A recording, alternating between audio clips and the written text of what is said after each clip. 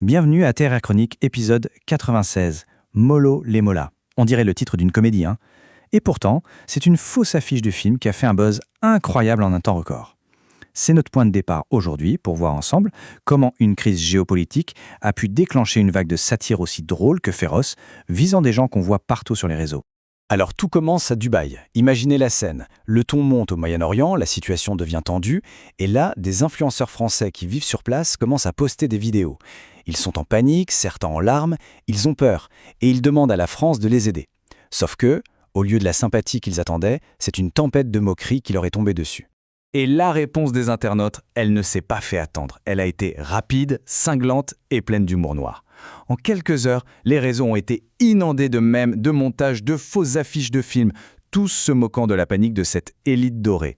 En gros, on avait ces personnalités habituées à une vie de luxe qui d'un coup se prenaient la dure réalité du monde en pleine figure. Et ce contraste-là, il a fait un buzz énorme. On va donc se pencher sur le cœur de cette polémique, parce que c'est fascinant. D'un côté, on a des appels au secours, la peur, l'angoisse, et de l'autre, une réaction du public d'une virulence assez rare. C'est vraiment ce décalage total qui a mis le feu aux poudres et qui a révélé une fracture très profonde dans l'opinion. Cette phrase, elle résume parfaitement la colère qu'on a pu lire un peu partout. Le mot « subventionné », il était au centre de tout. L'idée générale, c'était « pourquoi est-ce que nous, les contribuables en France, on devrait payer pour rapatrier des gens qui ont choisi de partir, souvent pour des raisons fiscales ?» Et ça, cette idée, ça n'est pas passé du tout. Et ce n'était pas un commentaire isolé, loin de là. Celui-ci, il est dans le même esprit, mais en version plus sarcastique, plus directe. Le message, c'est « pas de problème pour les rapatrier, mais envoyez-leur la facture !»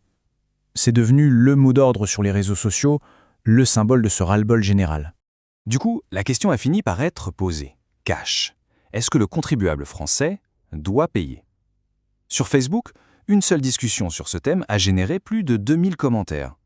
Ça donne une idée de l'intensité du débat. C'est vraiment ça le nœud de toute l'histoire. Bon, alors, on va creuser un peu. Parce que derrière cette question qui fâche, il y a énormément de confusion et pas mal d'idées reçues. Il est temps de démêler le vrai du faux. Oublions un peu le buzz et les moqueries et regardons les faits. Concrètement, comment ça se passe ? Un rapatriement géré par l'État français. Et là, le choc est assez net.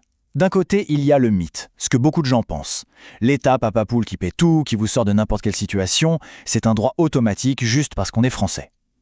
Et puis de l'autre côté, la règle, la vraie, l'officielle. Le principe, c'est la responsabilité individuelle. Et ça change tout. Le rapatriement, en fait, ce n'est pas du tout un droit acquis. D'accord, mais alors, en pratique, ça s'organise comment ? Quelles sont vraiment les règles du jeu pour un Français qui se retrouve en difficulté à l'étranger ? Les règles sont très claires, en fait, mais elles sont souvent méconnues. Et attention, il pourrait y avoir quelques surprises. Voilà le terme officiel, la protection consulaire. Mais attention, le mot est un peu trompeur. Protection, ça ne veut pas dire que l'État va sortir son chéquier. Pas du tout. C'est une assistance, oui, mais une assistance logistique. Le consulat peut aider à contacter une assurance, à prévenir la famille, à donner des infos, mais son rôle, c'est d'être un facilitateur, pas un banquier. En fait, la procédure standard, celle que le gouvernement martèle, elle est simple, elle tient en 3 points. D'abord, on se renseigne bien sur sa destination avant de partir. Ensuite, et ça c'est crucial, on souscrit une assurance rapatriement complète. Enfin, on ne contacte le consulat que pour de l'aide logistique, pas pour de l'argent. En clair, la responsabilité numéro 1, c'est celle du voyageur. 80 000 €. Oui, 80 000. C'est le prix que peut atteindre un seul rapatriement sanitaire depuis un pays lointain. C'est une somme colossale. Sans assurance pour la plupart des gens, c'est juste la catastrophe financière. D'un coup, on comprend mieux pourquoi ils insistent autant sur ce point. Alors, il existe bien une toute petite exception, mais c'est vraiment un cas d'école. L'État peut avancer l'argent en cas d'urgence médicale grave. Mais attention, c'est une avance, donc il faut la rembourser. Et les conditions sont extrêmement strictes. Il faut qu'il n'y ait aucun soin possible sur place, 0 assurance, pas un sou de côté. C'est ce qu'ils appellent une décision gracieuse. Ce n'est absolument pas un droit. C'est le dernier recours du dernier recours.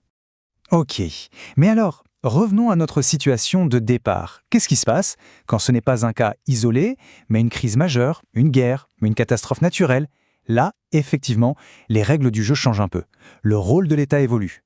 Quand c'est une crise d'ampleur exceptionnelle, l'État passe à la vitesse supérieure. Il ne s'agit plus seulement de conseiller, mais bien d'aider activement les Français à quitter le pays. On peut organiser des vols spéciaux, utiliser des avions militaires, en donnant toujours la priorité aux personnes les plus vulnérables, les familles avec de jeunes enfants, les personnes âgées ou celles qui ont des problèmes de santé. Et attention, même dans ce cas de figure extrême, ce n'est pas gratuit. Pour un vol spécial organisé récemment depuis Sharm el-Sheikh, par exemple, la place à bord coûtait environ 350 € par personne.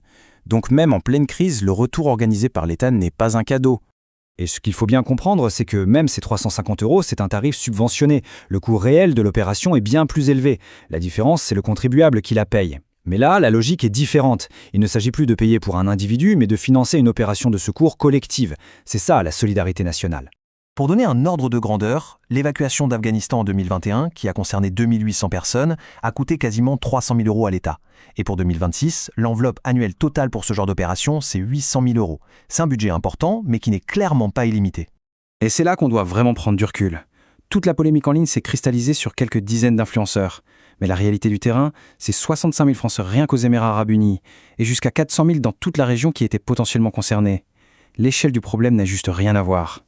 Alors au final, quand on regarde les faits, les règles, les chiffres, on dépasse vite la simple moquerie. L'histoire est bien plus complexe. Et nous laisse avec une question assez profonde entre la satire, qui peut être facile, et la solidarité nationale qui est indispensable en cas de coup dur. Où est-ce qu'on place le curseur de notre responsabilité collective ? La question, elle reste ouverte.